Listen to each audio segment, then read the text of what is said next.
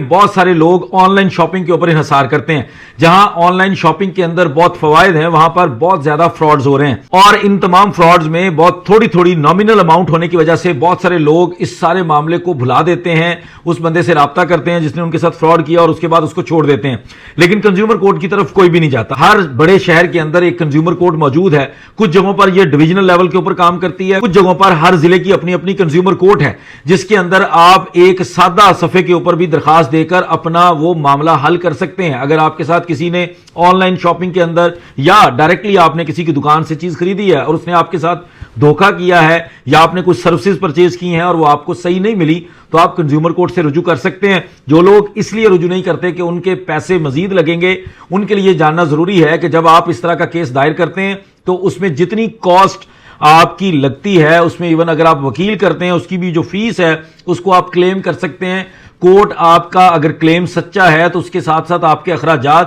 آپ کی وکیل کی فیس بھی آپ کو واپس ان سے دلواتی ہے, اور اس کے ساتھ ساتھ سرکار کو بھی ایک جرمانہ پے کرنا پڑتا ہے جو بندہ فراڈ کرتا ہے. اس لیے اگر آپ کے ساتھ دھوکہ چھوٹی اماؤنٹ کا ہو یا بڑی اماؤنٹ کا ہو, قانون کی طرف ضرور آئیں, عدالت کے اندر ضرور جائیں, کنزیومر کورٹ کی طرف ضرور جائیں, اور اس سے پہلے اگر آپ صرف لیگل نوٹس بھی اس کو سرو کریں گے جو کہ جس کے لیے آپ کو کسی وکیل کی ضرورت نہیں ہے, تو پھر بھی آپ کا مسئلہ حل ہونے کے کافی % چانسز ہوتے ہیں.